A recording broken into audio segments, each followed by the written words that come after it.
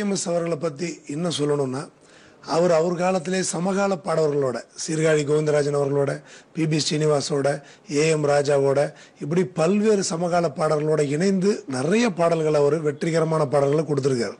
அந்த நீ பார்த்த பெண்ணை நான் பார்க்கவில்லை அப்படிங்கிற பாடலாம் பிபி ஸ்ரீனிவாசோட சேர்ந்து ரொம்ப அருமையாக நம்ம காதுக்கு இனிமையாக பாடியிருப்பார். ஸோ அதுமாரி ஒரு சிறந்த மனிதர் அவர். சக பாடல்களோட ஈகோ பார்க்காம கலந்து பல வெற்றிகரமான பாடல்களை கொடுத்த ஒரு நல்ல மனிதர்னு கூட அவரை சொல்லலாம்.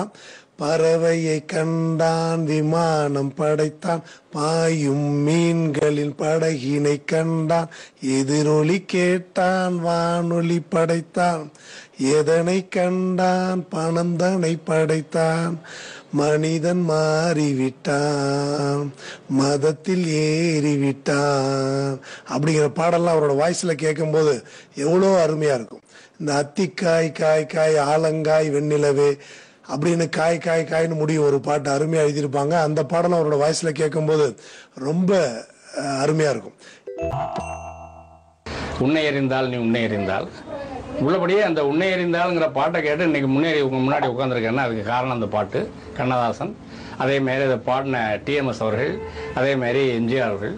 அதுதான் காரணம், முக்கிய காரணம். அதுக்கெல்லாம் முக்கிய காரணம் யாருன்னு கேட்டீங்கன்னா அந்த பாட்டை உயிரோட்டம் கொடுத்தாரு பாருங்க டிஎம்எஸ், அதுதான் முக்கியம்.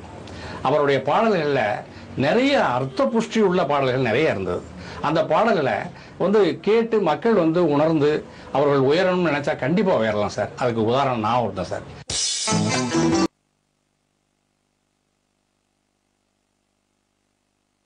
பாகப்பிரிவினை என்ற படத்துல ஏன் பிறந்தாய் மகனே ஏன் பிறந்தாயோ, அது விஸ்வநாதன் சார் ராமமூர்த்தி சார் சொல்லி அவர் ஒரே டேக்ல பாடி இன்னொரு தடவை பாடுறேன்னு சொன்னாராம்.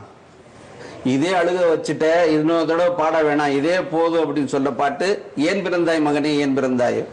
அதே மாதிரி அன்னையை போல் ஒரு தெய்வம் இல்லைன்னு சொல்லி அன்னை நாணை படத்துல அது ஒரே டேக்ல சொல்லுவாரு. ஒரே டேக்ல பாடினதுப்பா, இன்னொரு தடவை நல்லா பாடுறேன்னு சொன்னா ஒத்துக்கிறவே இல்லை. இந்த மாதிரி சுச்சுவேஷன் பல பாட்டு அவரே வழிய போய் சங்கர் கணேஷ்ட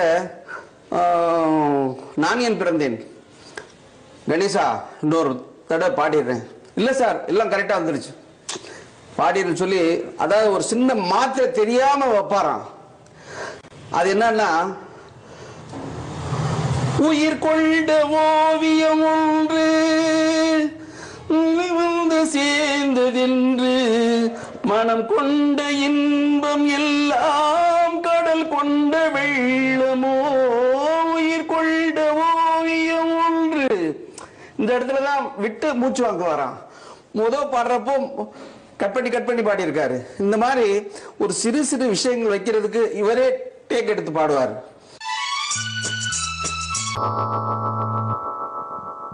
நான் இந்த காலத்து பொண்ணா இருந்தாலும் எனக்கு ஏன் டிஎம் சௌந்தரராஜா பிடிச்சிருச்சுன்னா, எங்க அப்பா டெய்லியும் நைட்டு நான் தூங்காம இருக்கிறப்ப இல்ல சோகமா இருக்கிறப்ப எனக்கு இந்த பாட்டு டிஎம் சௌந்தரராஜர் ஐயா பாடின பாடல்களை எனக்கு போடுவாரு. நான் அதை கேட்டீங்கன்னா கொஞ்சம் சந்தோஷமா இருப்பேன். எனக்கு டிஎம் சௌந்தரராஜர் ஐயா சாங்ஸ்னா ரொம்ப பிடிக்கும். அவர் நிறைய பாடல்களை பாடியிருக்காரு. அவர் ஒரு பாடகரா மட்டும் இல்லாம நடிக்கவும் செஞ்சிருக்காரு. அவருடைய பாடல்கள் தான் எனக்கு ரொம்ப பிடிச்சிருந்துச்சு, என்னோட தைரியத்தையும் வளர்த்துச்சு.